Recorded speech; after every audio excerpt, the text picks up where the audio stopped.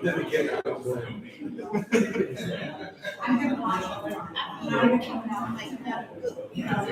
Alrighty guys, it's a little after 10, so if you haven't signed in, I'm going to pass around this booklet. Please sign in. If you're a block captain, just check yes or no. If you're not, just leave it blank.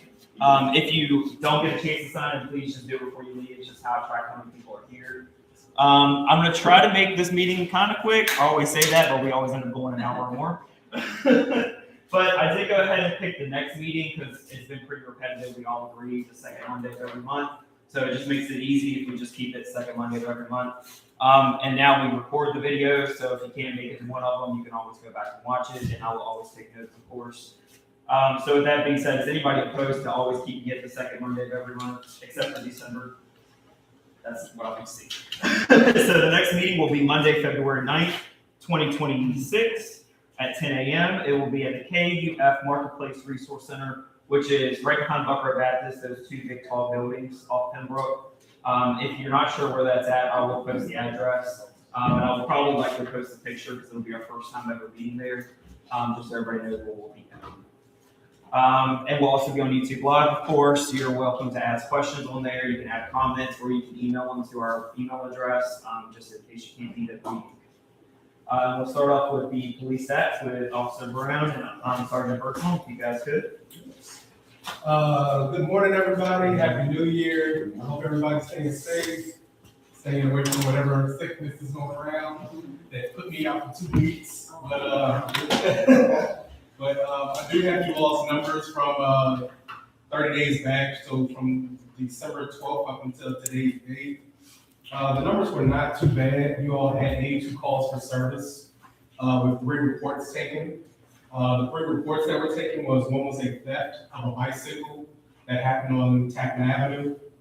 There was a domestic assault between family that the report was taken, and there was a car broken into at Highland Avenue. Some other things that happened, there were some shots fired calls. There were 5 of those. I looked into them, and they were all just calls of, there was 2 calls for shots fired in the area of Buckroe Beach. Officers checked the area, nothing found. There were 4 to 5 shots heard in the area of Tappan Avenue. Officers checked that area, nothing found. All the shots were just like, 3 or 4 shots, but nothing. Officers checked the area, but no results, nothing found. You all did have some suspicious activities in the area, which were 2 gentlemen that were walking around in the area of Tappan Avenue. Officers went over there, but they weren't doing anything, nothing to be reported. You all had some parking complaints, 2 911 hangups. When the officers went for the 911 hangups, they stated that they were accidental calls.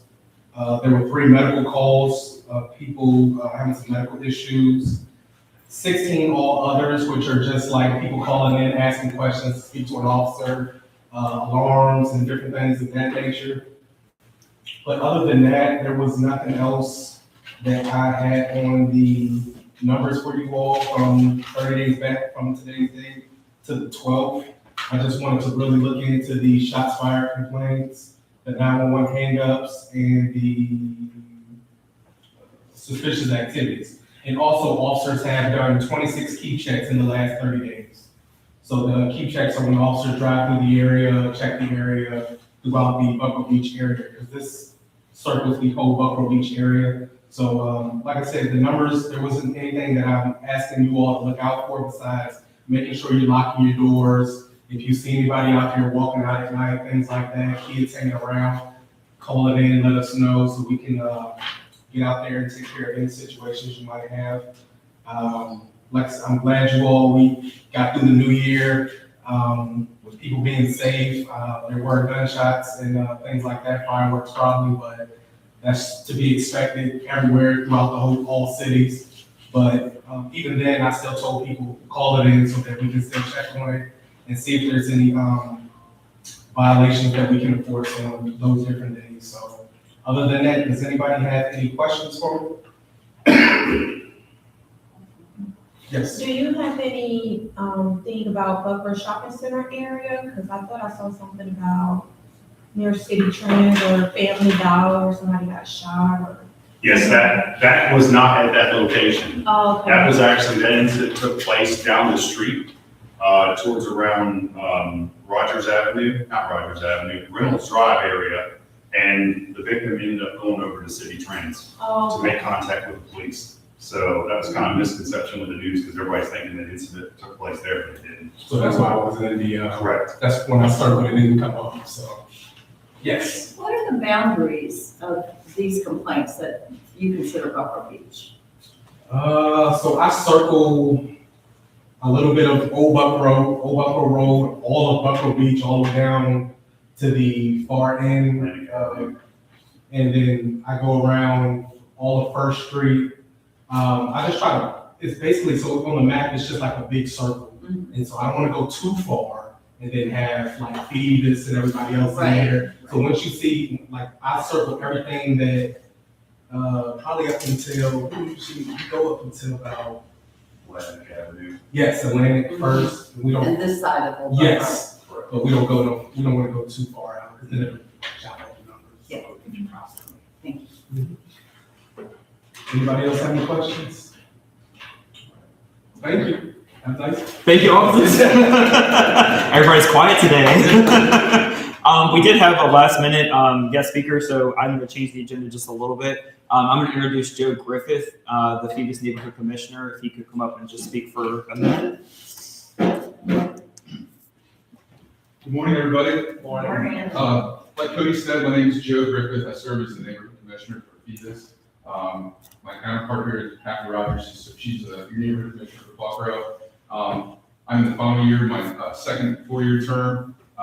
Over the past 7 years, I've been able to rally people around a people-centered approach, which is very similar to what Cody does here, and that's to get people together to enjoy civic pride and bring more people into the conversation, so you guys can get towards your goals faster and make it a safer, more prosperous community. And so one of the things that we did during the pandemic, when people were feeling isolated and kind of cut off from the rest of the neighborhood, was a community cleanup. When those first couple months, we figured it's getting warmer, let's get people out of their houses, let's get back to normal. And this is also a great way to get the kids out. And this community cleanup was just called something simple, a clean sweep. And so we started in the center of Phoebus and just worked out as far as we could that day. And we did it in celebration of Earth Day too, so it was at the end of April. And so for about 3 hours, the VFW partnered with us and gave us food afterwards, but that was really fantastic because when you have these community partners, it makes it so much easier to get to your goals. And so at the end of those 3 hours, we counted up how much we cleaned, as far as bags, but we also counted up the square mileage, which is just under about 1 square mile. It wasn't a lot. But it was a nice way to show the community that they had a real impact. And I matched it up to a real world place, like a city state like Monaco, and I said, this is the place, this is how big you cleaned up that day. And so it was so impactful that we did, the next year after that. The space grew bigger. We started getting towards our boundaries of Phoebus, like in East Hampton. We started cleaning up parts of Fort Monroe, and that's when we enjoyed getting together with other communities. Of course, like Fort Monroe has Fort Monroe Authority and the people who rent there. Last year, Cody and the cleanup crew actually started cleaning up during that morning, like early in the morning. They started cleaning up the beach like usual.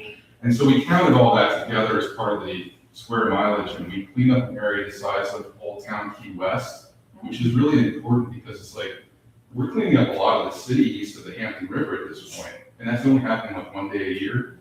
I figured this year is the 6th year coming up, and it would be nice to get all of the civic organizations across the city to participate that day. And I know I can count on the office, you do cleanup's fantastic down here. You love your place, you love your neighborhood, and it just is a natural fit. So I'd love to have you all back. I'd love to have the bill involved this year. I'd love to have the Foxville Neighborhood Center and the people that enjoy the programs up there to participate too. And that way we can reach across the city that day. And I really think that's a media-worthy event. When you're cleaning up most of your city, that's really important. So the next steps is I'm gonna set up a job form later today, and I'll send that over to Cody, and I'll send it out to all the civic groups, and we'll get everybody signed up. And what you guys will get that day, in addition, if you in addition to the food you might enjoy, if you go down to the VFW and get orientation that morning, we'll have breakfast. We'll have, well, a light breakfast. We can't do pancakes and waffles and all that stuff. But at the end, we'll have hot dogs and hamburgers at 12 o'clock. We'll have a raffle. We'll have free t-shirts for every participant, sponsored by the Peace Partnership. And so sign up, make sure that you guys spread the word because it's really, really impactful. And it's a great way to bring people out in your neighborhood who might not have participated in the past. And that's that whole civic pride thing. That's going to be fantastic. If you build on that every year, there's less breathing room for crime. It just has a myriad impact on a positive impact on your neighborhood. So, anybody have any questions for me before I sit down? Do you have the date offhand? Yes, April 25th, 2026. It's a Saturday morning. And what will happen is you'll sign up on the job form and then I'll send out information about, where to meet, which will be at the VFW. 8:30 is orientation. We just go over quick best practices for safety. And then we all disperse to our assigned locations. And I'll give you guys, what streets we'll be cleaning up. And if you're, with the neighborhood watch, you're actually cleaning up the beach. And then afterwards, Cody, you can just let me know, how far you guys got out there. And then that'll be it. It went really well last year too, by the way. It was great. We did ours a little bit earlier. I think we started at 6 and we went till 9, like our typical. But I think everybody got free shirts that joined ours as well from you guys. So. Definitely, yeah. Thanks, everybody. Any questions before we sit down? I appreciate your time this morning. Thank you. All right, and our last, yes, thank you, Joe. Our last guest speakers from Pathway Realty Group is Trevor Spears and Peter Basiliou. Did I say it correctly? You did, well done. Okay, I was really struggling. They are specialists in coastal community developments, and they do have a presentation, so they will be using the TV still, I'm guessing. We can hook up to it. Okay, if they can hook up to it, but you guys have the floor.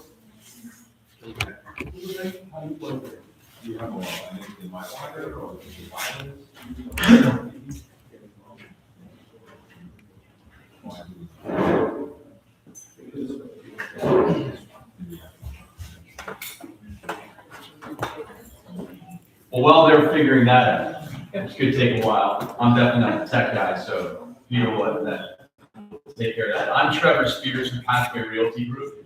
My business partner, Peter Vasquez, also with Pathway Realty Group. Thanks so much for having us. Thanks, Cody. We had a great conversation with Cody, about a month, right before the holiday break. And he was kind enough to ask us, to come and speak to you guys. So we're pretty excited about it. And I watched a couple of you guys' YouTube videos too. It's like the light is kind of weird in the videos. So you didn't see, I don't know if this is a big crowd. It seemed like a smaller crowd on the one that I saw, but this is great. This is a great amount of people. I mean, this is all the Civic League meetings we go to in different cities. This is as big, if not bigger, than most of the Civic Leagues. So, well done, Buckroe. Yeah, well done. So I'll kind of give you a little explanation, a little introduction of who we are, and then I'll kind of give you a background of everything that we're going to go into. So Peter and I are we're a Virginia-based development company. We're veteran-owned. I'm a Marine, and we've been doing developments here for a very, very long time. A lot of developments that we've done, some of the more successful ones that we've done recently have been in Ocean View. Chuck Rigney, if any of you guys remember Chuck Rigney, he was head of economic development, terrific guy, worked with him a lot in Norfolk. And some of the deals that we were involved in Ocean View and in Norfolk, he looked at Buckroe when he first got here, this is pre-COVID. And he said, you know what, this would be a great match for these guys. So he called me up and he said, Trevor, you guys did such a great job in Ocean View. Come over and look at Buckroe. Are you familiar with it? I am familiar with Buckroe. I've been here many times from surfing when the hurricanes come through. You get about an hour where your waves, if you guys have ever seen a tree have. I mean, they're A-frames, beautiful. I lived in Hawaii for 5 years. Every bit as good as Hawaii. It's here and then it's gone, but the great thing is nobody's out there, so you get some really good waves. But I knew how fantastic it was here. You guys have had a really good development that H.H. Hunt did years and years ago. I think that was like a parade of homes, some beautiful homes right there. And I've always wondered, why hasn't Buckroe, worked? Why hadn't there been more development? Because there's tons of land back here. So anyway, Chuck brought us out here. We were working with Chuck, and we were working with HHRA, and we were looking at this project as a development. So we started going down the road of what would work here, what's the infrastructure like, all these things, and we got pretty far down the road, and then COVID hit. So, the whole world sort of shut down, excuse me. And so we kind of put it on a shelf, as did, I'm sure, Hampton, because everybody's like, what are we doing? We had a development over in Ocean View, a pretty big one, and we've done all the infrastructure work, where once you have the infrastructure work, you're kind of on the clock when it comes to the banks and stuff like that. And we were really worried. COVID, from a developer standpoint, was pretty good because, once the dust settled on materials and stuff like that, you could develop, and interest rates were low, and, people had money. Thankfully, people had money, and that was pretty good. So you go through COVID, we get to the other side of it, thank goodness. We get to the other side, and so we reached back out to Chuck to say, hey, what's going on? Are you guys still interested in speaking to us? And they were. So we started working with the city, your city planning department, with your economic development department, and we went down this road for quite some time and came up with what we thought was a fantastic development idea. And again, it was in concert with people from the city. We were going to have townhomes, single-family homes, a luxury apartment building with a parking garage, and a hotel. So we thought that we were the only ones that they were talking to, but I guess the last second, another group came in and they put together theirs. So we pitched the council a couple of times. We thought our project was good. We got great, terrific feedback, and council went in another direction. We found out afterwards was a low-income builder from Richmond. And I don't know, maybe because their project, they had a lot more density, I think 2 to 3 times as much density as we had, and I think they had 2 parking garages. We kind of scratched our heads and found out about it afterwards, like, I don't know how they're gonna do that, but if they could do it, that's fantastic for the community. For whatever reason, we don't know anything about it, for whatever reason, over 2 years, they were unable to perform. And so the city reached back out to us and said, hey, are you guys still interested? And we were. We're very bullish on Buckroe. We're very bullish on Hampton.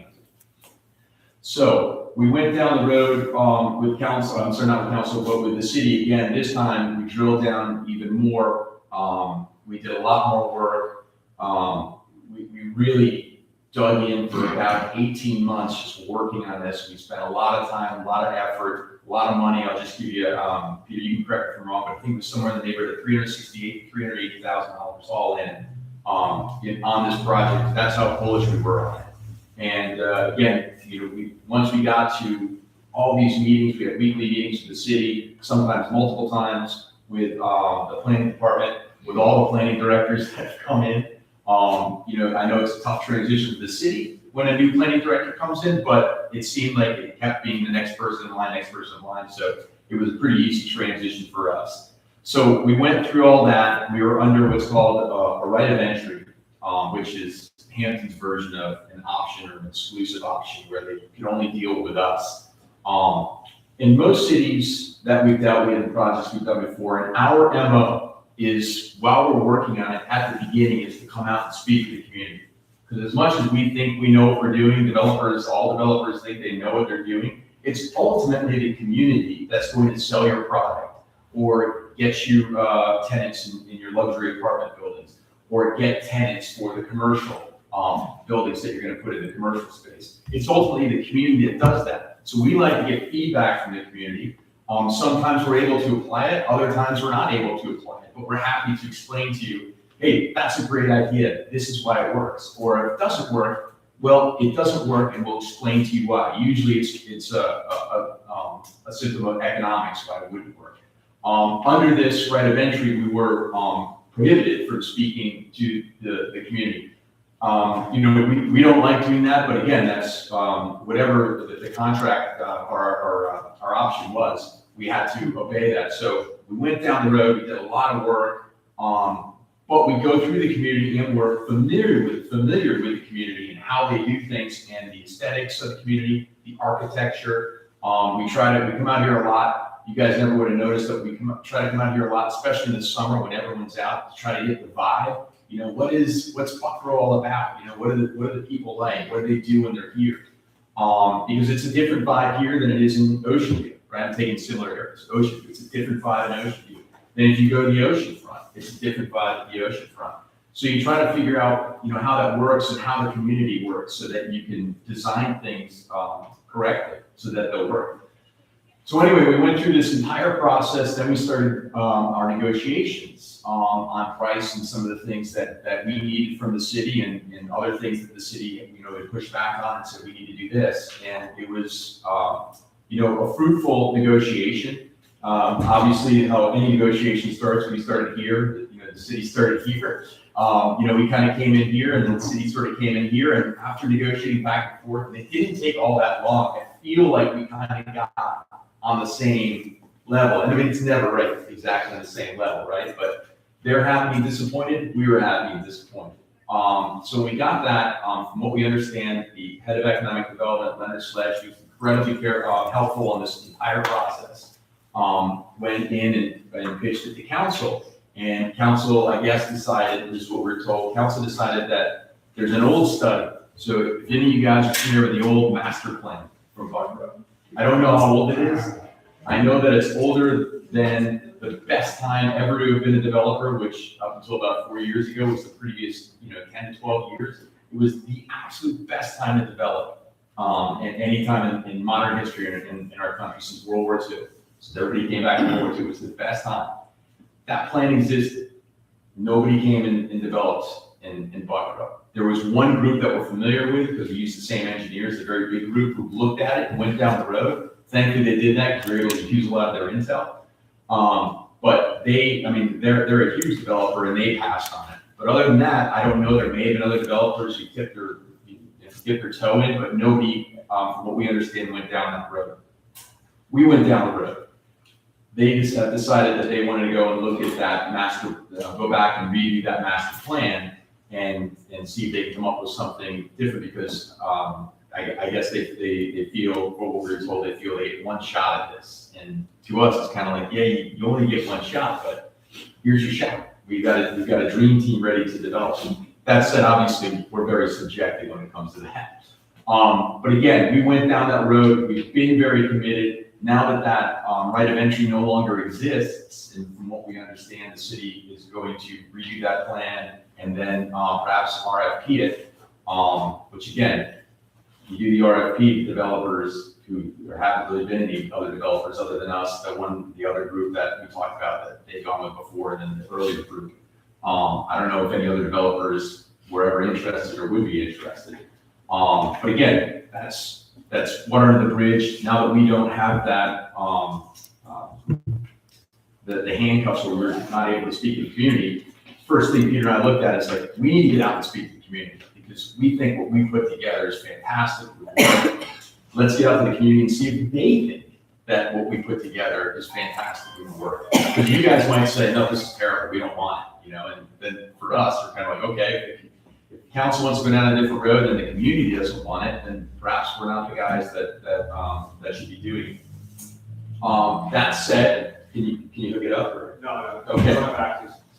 Okay, so anyway, I can kind of give you a brief, synopsis of what we were doing. And again, I'll just drone on and on and on. I've done it my entire life, so if anybody has any questions, feel free to throw your hand up and interrupt me. Doesn't matter, otherwise, I'll talk until I suck all the oxygen out of the room. So, yes. So, define footprint. Perfect. If you could hook up the TV, I would show you, but it's ultimately, so if you were to look at if he holds it up here, if he holds his computer up, you guys can probably see, but you have a lot of vacant land. You know, you have sort of, and I'll start centralized in the park area.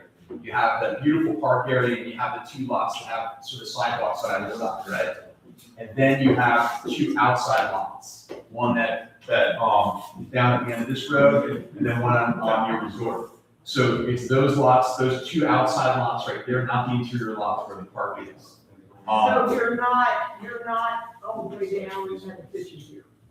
Yes, all that vacant land around the fishing pier, all that vacant land there, around Seaside and the big lots that are open there. It kind of snakes all the way back to where that corner store is out there. You talking about Lansing Ave and Lake First? Yes, so maybe I can show you can help describe it better, everybody. So it's, all these lots, this lot, all these lots here.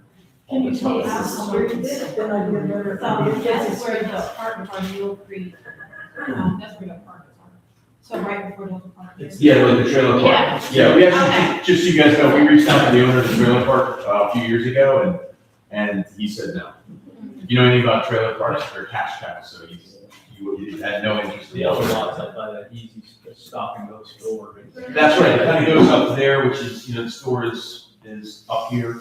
So it's all this vacant land, again, Peter will pull this. You can pull it up, you guys can see it. So we'll show you one way or the other. One way or the other, we'll show you that, whether we walk around with the computer or he's able to hook it up there. But what we propose to build ultimately in all this land is 38 single-family luxury homes, 181 luxury townhomes, market rate luxury apartments on Class A. Here we go. Here's our tech guy right here. Great work. Cody. Thanks, sir. I have voice. It's the young generation, you get the young generation, they can hook this stuff up. I'll keep going with that. 150 market rate luxury apartments with Class A modern amenities, about 10,000 square feet of retail space, a rooftop restaurant, bar, lounge on top of. Can you hold up a second so we can get some clarity on it?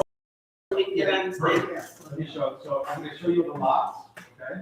And then we'll go one at a time. So this lot right here, okay? That's Bayshore Lane. So can you show, is that fishing pier right The here? fishing pier is right here. There you go. Thank you. Then you have this lot here. You have the apartment building right next door to it, that's not part of it. This lot on the corner. This lot right here. And this lot right here, in back of the store, in the farm. So go back down, Yes. go back down to the fishing pier. Right there? Yes, sir. And now out to your left and down a little bit there. Is that? This lot? Yes, That's involved? yes, I can show you. That's okay. That's okay. My question.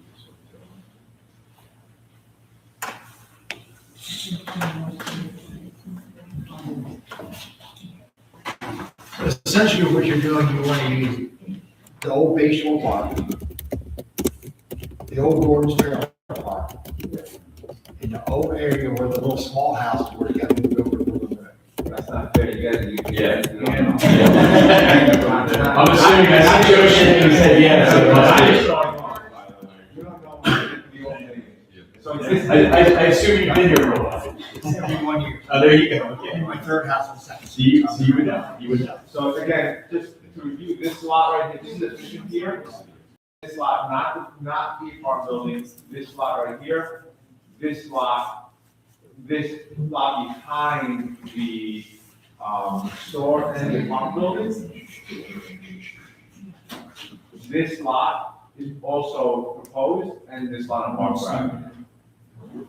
So the apartments that's next door to Stop and Go, you mean y'all want to put luxury apartments and townhouses next to those? So y'all want to put luxury townhouses behind those apartments next to Stop and Go? So what you're saying is this apartments and the stop and go? Yes. Right here? Yes, This would be a townhouses, townhouses, okay. yes. So we like finish the entire area. So you think luxury apartment would fit nice behind, those apartments look like low income apartments, right? So, hang on, you'll handle that. So I know exactly what you're talking about, and is anybody here, I kept mentioning, go ahead. What do you propose on the corner of Buckroe and First? Oh, we'll get to that, he'll tell you that in 1 second. But I know what you're saying. You look at that and you're like, it's low income, it's not gonna work there, luxury. Okay, so I keep mentioning Ocean View. So are you guys familiar with Ocean View? Ocean View, for whatever issues you have in Buckroe, Ocean View is 1,000 times worse. I mean, my father was here in the Navy during Vietnam, and Ocean View was terrible back then too. I mean, it was dangerous. And two of my projects, I've had workers shot or shot. I mean, it was just insane. Gangs there, all kinds of stuff. And so when we went in there, people said, you know, you're gonna have a lot of trouble out here. You take East Beach. East Beach is its own island, right? It's completely sort of encapsulated in its own little world. Because East Beach has done pretty well. And we said, you know what? We hear what you're saying, but we think it's going to work, and it did. And once you do that, and we'll get into that, how safety matters so much to the community. Once you start bringing in people to the community, and you have more eyes out there, you have more people out there. People involved in crime don't want people around.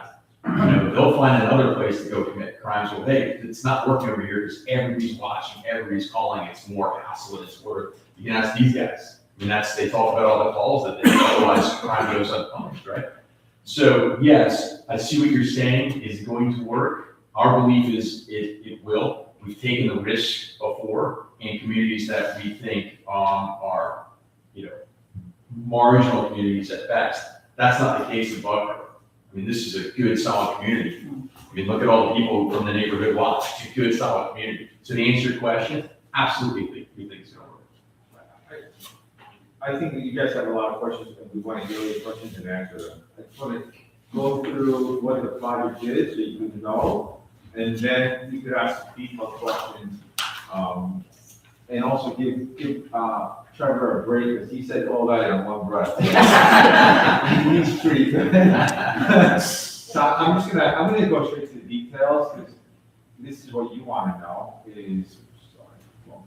right? You want to know what the project is, right? So, right here on that block, and I'm gonna go to the aerial. So one at a time. This lot by the fishing pier is gonna be a mix of, when you see the big boxes, these are single family homes, and these are townhomes. Okay? I can't see where you're. Just one. Here, these are single family homes and townhomes. So the lot, this is the lot. Okay?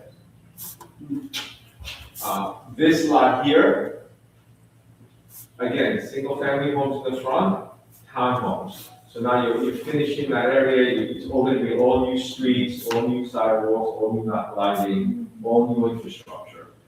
Here, which is this lot right there. This lot right here, okay? The city originally wanted to do a parking garage there, we don't agree with it, because you don't want a beautiful location of a parking garage. So what we designed was cost a lot more money, but I think it works. Because one thing you can learn about us, one of the projects that make the area better. So is building the apartment buildings around and putting the parking structure in the middle, so you don't see the parking structure, or you see the apartment. So something like this, but you don't see the parking structure. Okay. So that's that lot. Then this lot here, not including the apartment buildings, because that's not included, is all townhomes. Okay? Again, Seaboard's gonna be all finished, new streets, new curb, new gutter, new tree line, street, everything. It's gonna be all finished with townhomes. Now here, this lot here, which I'm gonna show you where it is, which is Coastal Way, second and first, is gonna be a mixture of single family homes and townhomes. And we actually recommended to the city to also develop this lot, and the reason why, if you look at their pattern book or their master plan book that was done before, they have Buckroe Avenue as the retail corridor, where they have the mixed-use corridor. So we studied the pattern book before we designed any of this, we studied the master plan. So what we said to them is, if we develop this lot also, you're gonna see what's gonna happen, is it's gonna start the retail development for Buckroe Avenue. That's what you want. You want to create amenities for the area as well. Just to go back to something I missed, and I should have said, all this here is going to have, retail stores, retail footprint, square footage. Because you need to bring some amenities for the area, like a coffee shop. One thing we're not gonna put in is an ice cream shop, because we support the ice cream shop across the street. And that's something that we would not include, but we would include like sundries, coffee shops.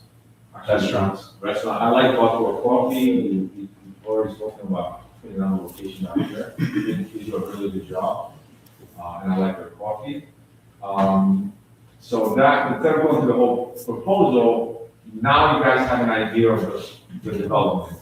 So now I know you guys have questions. And real quick, when we say luxury homes, luxury apartments, we're not talking about McMansions. We're just talking very much in the vein of what H.H. Hunt built, and those are, they're gonna be, decent sized, probably the single family homes in the 2,500 square foot range. And the townhomes in the 18 to 2,000 square foot range. Price points, the townhomes somewhere from 350 to 400 range, and then the homes probably in the 550 range, and they'll probably go a little bit higher. So it's not all of a sudden you have these big giant mansions down there. That doesn't work. I didn't answer that question, I just wanted to ask that question, so. Yeah. Yeah, one gentleman back there. Friday afternoons, I find it difficult to leave this area because of traffic congestion. What do you plan on doing to alleviate the traffic problem? So that's a great question. That's something we have to work out with the city. But one thing to do answer is, one of the requirements that we're doing is, so some of the streets in the blocks are very, very narrow, and that creates also a bottleneck. In our development, just so you can see, all these streets, I know you can't see that, are all 50-foot wide streets with parking on each side.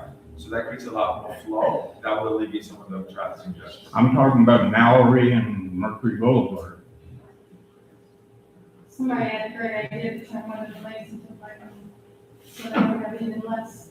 That's out of our pay grade. That's not part of our pay grade. But it will be a concern, not only for us, but the city will have that concern if we were to move forward, once we get into traffic studies.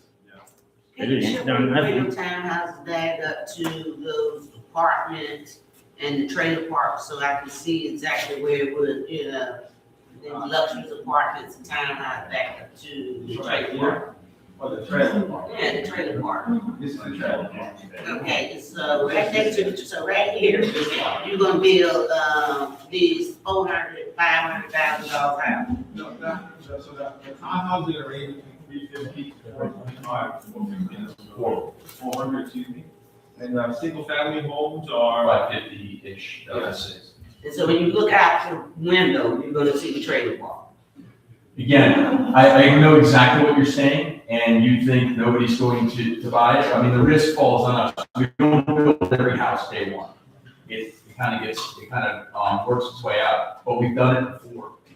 We have a luxury apartment building that we're going to be building here in probably the next year and a half in Norfolk. That is right across the street from a trailer park. That we can't buy because it just changed hands. Again, they're cash cows. So nobody will ever sell it. Can you go back to the lot on Buckroe and First Street you were talking about, and what was gonna be there? Okay, so I'm gonna go to the lot. Buckroe and First Street. Buckroe Avenue, First Street and Second Street, right here. So it will be just a few townhouses, it's not a big lot, so we're not filling it up. Just some singles and townhomes, just to start the development for the Buckroe Avenue. So no retail in there? No retail there, 'cause we want all the people to put money on, we want this to start being a better retail. But showing the retail, we're talking somewhere in the neighborhood of 5,000 to 10,000 square feet of retail. So this is, so that's Buckroe Avenue first, this is right here at roundabout, the fishing pier is right here. There will be between about 10,000 square feet plus or minus of retail there, because you don't have any retail there. We don't want to cannibalize the retailers here. We want them to get the upside. I agree. Yeah. But what's happened in the past, regardless of the developer, but we've seen it, what's happened in the past is when you build out these communities and you bring in people, because, there's gonna be a lot of people, and I understand your concern, there's gonna be a lot more people. But when you look at it from a retail standpoint, a lot of your retail, is probably relatively seasonal, or you don't have a lot of retail back here. I live down at the oceanfront in Virginia Beach, and forever, the retail at the oceanfront has been seasonal. Over the last decade, they've built apartments down there. There's a lot of homes that they've built apartments down there. And now the retail is 12 months out of the year. In order to get more retailers back here, you have to have the people to go to those retailers. And in order to have all year round retailers, you've got to have a fair amount of people that will frequent this area. And then, you go to Phoebus, and I can remember once upon a time, Phoebus was not the greatest place to go. And Phoebus is super cool. It reminds me of the railroad district in Norfolk. And there's a couple other places that it's really cool. It's hip, it brings in the younger people. You want to bring in the younger people, brings in, more people with disposable income, and then the community continues to build. So if you look at it sort of bookends from, Buckroe Beach and Phoebus, this whole area can really transform. It happened, again, in Ocean View happened, where you had East Beach and sort of the development we did there, and then you had Bay Oaks Park, which is another park that they have that was a big development that was done. And it kind of enclosed that area there, which was the really bad part of the community, where nobody would walk down the streets. Now everybody's walking their dogs all the time. It's one of those neighborhoods where people walk back and forth. People know their neighbors, they hang out, it's safe. It's the same thing that can happen here. So if I may, I would like to walk you guys through the mindset of how we develop this master plan. And then you can give us feedback, but I want you to understand our mindset. So what we did, and I was coming here a lot, way before we started developing. I was coming at different times of the year. When they built the boardwalk, we put it in this chair, which I love to sit on and swing now. I was just trying to bunch sit there and just understand what's there different parts of the year. And it's such a beautiful place. It's really a beautiful place, but it never felt like a community to me, even though I'm saying that here with you guys, right? So understand what I'm saying. So I said, I went back to the office to Trevor, I said, Buckroe is a jewel. It's an absolute jewel. It's probably one of the nicest places in the area up and down the East Coast, in my opinion. Beautiful beach. Even I did this triathlon when they had it, and I got killed by jellyfish in the summer. It's a beautiful beach. But there's a lot of people have to drive to come to it, and parking is not easy. There's no amenities here. I want to grab a cup of coffee, I needed to drive. And there's no housing stock here for people who want to buy and live here. It could be people who are moving to the area, people who live in the area. A lot of empty nesters who are looking to downsize or looking to move to the beach want to be in this area. So we went back and we developed this with the one mindset. This is very important for you guys to hear. What's the most important mindset? Community. If you build something, people have community. What does it create? Which is the most important thing of any development. What's the number one thing that the community creates? Can anybody answer that question? It's safety. And that's what our goal is safety. We want people to walk outside their house. And the reason why let me walk you through this, why we did it this way. The reason why we did townhouses and single family homes first is because you create ownership.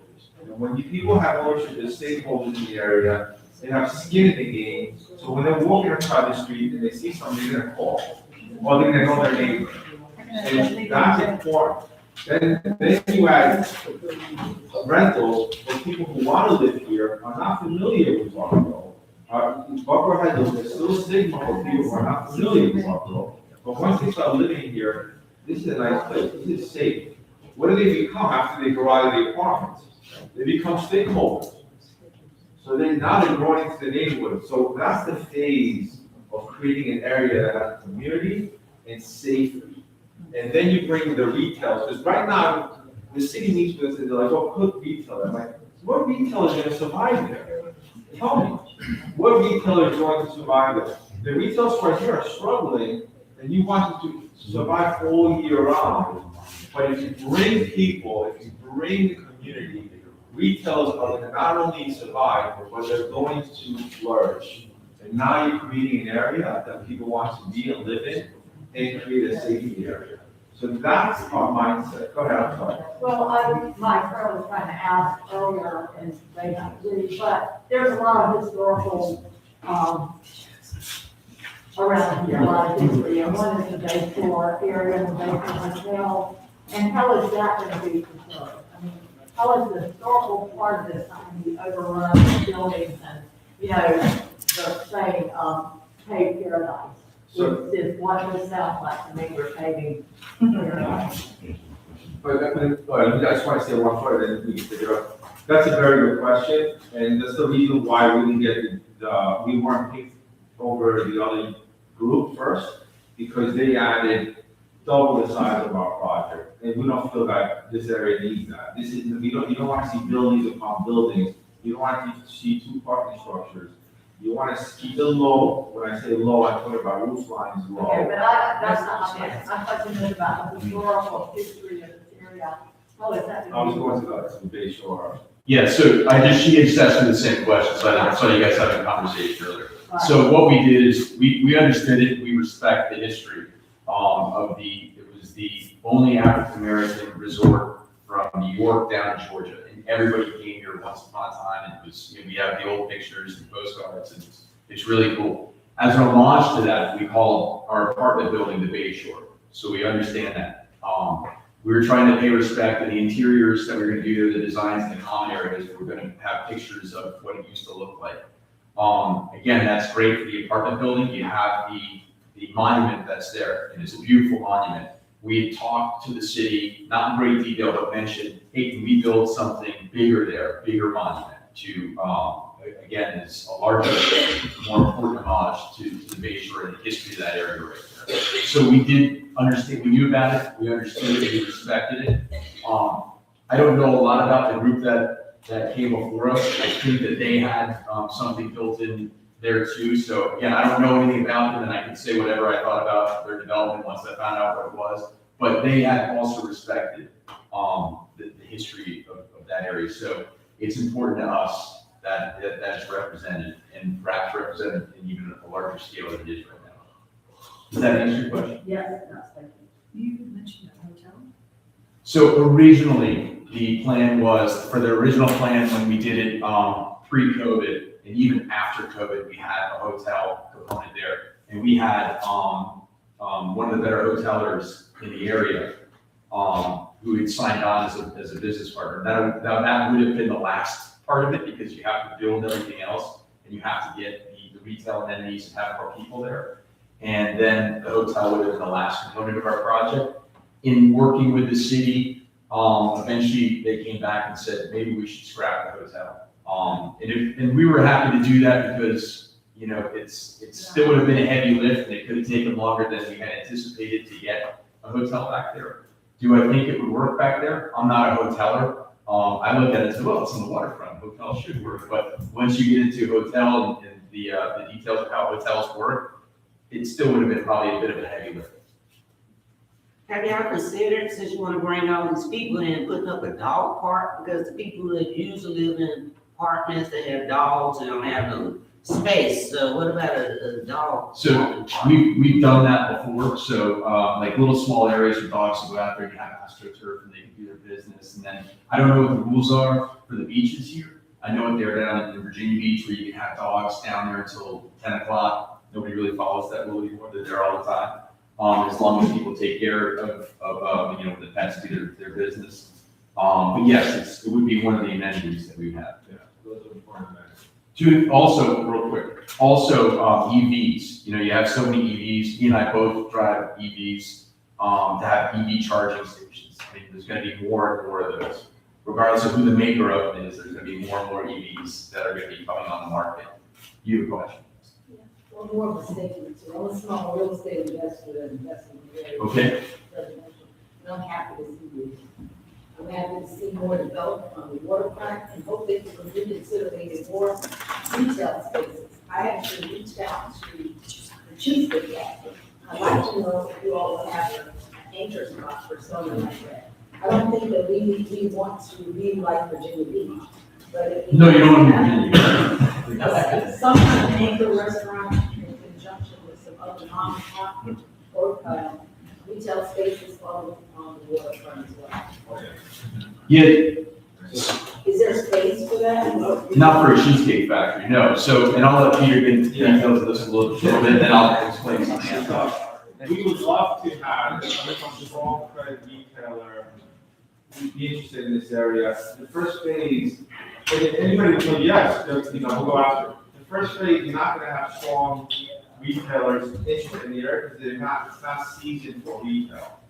But when you build the 10,000 square feet right on the ocean front and you start developing Buckroe Avenue and you start pushing, the retail start opening up and making money, that's when you start getting seasoned and interested in stronger retail. I like personally, we have a program too, one of our programs that we have for our company, and I'll share with you, we like to support local retailers that do a good job, like Buckroe Coffee. I think that, I actually mentioned them, I like it. It's not a restaurant. we're gonna find another restaurant that's a local owner and supports them. We're not gonna open up an ice cream shop because I think she does a great job and we want to support her. And one of the programs that we have is this. And this is that you have to give back. It's very important. After the success is us giving back to people who are new to the business, they're trying to start a business, and we help them with their build outs, we give them lease concessions, that means free rent for a period of time to get on their feet, and help them become successful also with SBA loans, and then we give them space so they can grow their business. And why not support a retailer who makes pizza, who makes a coffee shop, who has sundries and other goodies that we want. I'd rather have that than a cheesecake factory personally, but. The Selden Market in Norfolk, is that what that's called? Or they have- The Southern Market has a small shop of incubators that allow them to go on the market. We know the Southern Market very well. And we support the incubators, all the collaborative is important for us. That's why this program is out of our own company that we support new start businesses. But we have a retail in Norfolk that we're pushing a local pizza guy to go from a truck, he has a food truck. We say, your pizza is so good, now try drinking water, let us help you. Why not? We did have an online question again. What about beach parking? That was a question. Yeah, go ahead, Peter. So, that's a very good question, and that's something that we run back and forth with the city, and we explain to them that parking is very important, but not over parking. Parking, people who want to come to the beach have to be able to find parking and not drive around and leave with their families. We want to say that want to come here. So what we're doing is, like I said, and I'm putting up this picture for you guys. So these streets, Seaboard, are narrow. They're going to be wide and they're going to be 50-foot streets, which are going to have both sides parking. Yeah, so you'll have on-street parking on both sides. Then the parking garage here, we're not going maximum on the residential, the rental. We're keeping it at about 150 units because we want any additional parking spaces for the parking structure are going to go to beach goers. And then if you include that with all the parking from the development on the street, it's about 285 additional parking spaces that don't exist today. So that's 280 parking, and then it's about the same in the parking garage. So it's about 560 additional parking spots. What about the buses that the city bought to transport people down here? That's another story. I'll Yeah, speak on that. Yes, ma'am. They didn't mention that they had 2 buses when they were talking about developing down here. Wow. They haven't used them. I Have you know, guys considered, once, I saw them one weekend. have you guys considered retail and housing on top of the retail? So it would be in the apartment buildings, that's where it is, but no, we don't have the house, we know what you're talking about, it's a great concept, we have sort of the office downstairs and then like a house above, right, like a condo or a tenement above it. We're very familiar, it doesn't, we're not using that in our project. And Buckroe Avenue, the reason we wanted to develop that lot on Buckroe Avenue first is because if you look at the pattern book, the master plan pattern book that Hamptons did a while ago, they want Buckroe Avenue to become. But that's about what you were speaking about, you know, back in. The mixed use development corridor, so having three on the ground floor and two apartments on top. Yeah, I think Buckroe Avenue would be perfect for that, the street is perfect. How tall are these fucking garages? How many stories? It's 4 stories. 4 stories? Just the apartment building and that's built around, the apartments are built around the parking garage. The parking garage itself is only 2 stories. 2.5. Joe? Yeah, just real quick, what's your anticipated, retail footprint out of these 10,000 square feet retail space? Like, how much will each one be? That's a good question. You don't know until you start going after retailers. Some might be 1,500, some might be 800, some might be 2,500. Obviously, you always want to have at least 1 or 2 bigger ones, like 2,500 square feet. It's going to be very hard in the beginning. It's probably an average about 1,500 square feet each. Okay, great. Yeah, that's been the real hurdle, is getting small businesses the opportunity to move in spaces. That's 800 square foot. Yeah, so, yeah. It's important to have, because the small businesses and the local businesses are going to bring people here. And that's the reality. Yeah, and then also, like Peter said, the pathway to success, what's the biggest barrier to opening a business? I mean, when you first start your rent, you know you can pay the rent. The other stuff, you don't necessarily have to pay. If you slow things down, you have to. Just imagine opening a business and you get your first year of rent for free. And you get a build out, help to build out too. We don't advertise that to everybody, but that's usually what happens. Because we also want to have some paid tenants, because that's a little hard for us too. But most of the local are rent free for a year. Question. So just to recap, y'all don't have this, it's gone, you have to take this back to the city. I mean, what is kind of the timeline? The timeline is, it's not our timeline, it's the city's timeline right now. You know, quite frankly, what we'd like to do is to put together, support from the community, letters of support. So either the city follows through their plan of going through with an RFP, or we come with such great support that perhaps they'll consider, hey, you know what? The community likes it, you know, these guys are, we hope that they think that we're good and easy to work with. You know, maybe we should just go back and start working with them again. So you said they wanted to go back to the master. From what we've been told, Yeah. that's, the plan is to revamp, take another look at the master plan, maybe do a revamp, and then see where they come out from there, and then perhaps. So you don't know what their timeline, when you would propose this again to them? No, we don't. We were told a timeline, a potential timeline. I think that timeline has passed. So, we don't know. But we're not, that's a good question. I don't want you to think we're gonna sit on our hands. The reason why we're here, number one, we wanted to come see you guys before they put the Jaguar on us. And we had to follow because we signed for it. And after this, like Trevor said, we want to get a lot of support and then go back to this and be like, hey, the community wants this, people want this. Why are you delaying it? You know, what's the problem? You guys are very lucky because you do have some council members who are very involved and really care about what goes on with you guys. And they come and attend your meetings. So you're very lucky to have that. Not every community, not every civic league, not every council member goes out there and supports the way you guys have support here. I want you guys to know that. Well, they come, I don't know that they support. Just by coming, you support it. You question, and I'll get to you, sir. I have two Okay. questions. Once you get approval on everything, which it sounds like you're going to be heading that direction, what's your potential build-out time? So that's a great question. I don't know if we're potentially we thought we were potentially going forward once upon a time, so who knows if it'll ever come back or get it. But I think our initial timeline was around 5 years, right? Yeah, for the full project. No, that's subject to change. One more question, Yeah. please. I see the map, it's kind of fast going and such, but the roads, we live in the older part of Buckroe and the roads are like this big, right? Yeah. And I heard what you said, that you're going to expand, but we've got Bay Shore, and then we've got Atlantic, and we've got Seabrook the other direction. Yes. So thank you. So where are you gonna go to expand these roads? How are you gonna do that? So When when, it's so tight in there. yeah, so if you were to look at it, the road itself is just part of the property that the city owns. It owns way out into, that's the right of way right there, but it owns way far Can out. you be specific, I don't, sorry, Sure. to interrupt. Can you be specific about which road? Well, the best road is, to give that an example, Seaboard. Okay. The Seaboard's, like a driveway, it's incredibly narrow, so Yeah. zoom in. And Seaboard will go into the development, you'll have like side roads going into the development. That's right. The Seaboard has got some space on each side, actually. That's except right. for the houses on that one side. And then, I'm sorry, one more question. The way I understood it, behind the 7-Eleven, that big field, that's part of the development also? Yes. Okay, I got it. My questions have been answered. Okay. Anybody else, if you could ask questions, and then we're gonna try to wrap up, because we are about an hour. Yes, sir.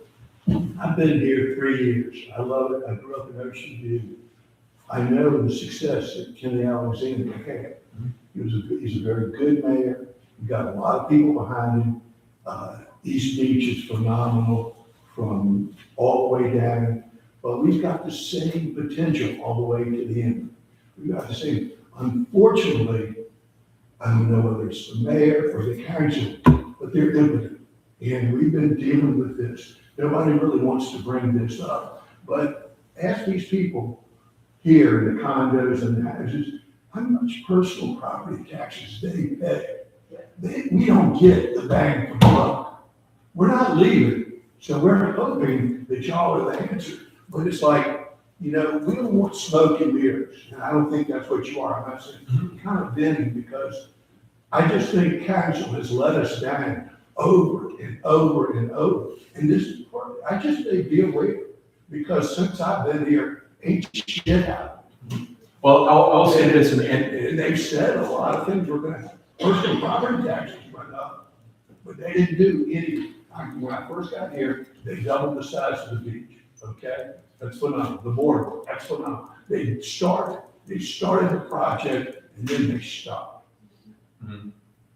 And it needs to be here, because in the summer, you don't go out after dark. Yeah. It's just a fact. Yeah. I'm not saying, you don't do it. And I'll say this, I don't live here, so I can't talk about council. I will say that all the council members we met with and the mayor were incredibly generous with their time with us. They were very upfront with us and communicative with us. So again, I understand you have different sensitivities because you live here. What has happened, we've got the police presence down here, and they put a little substation down there. It's great. There's nothing better than being there, and it does see a police car come down the boardwalk. That negates so many issues.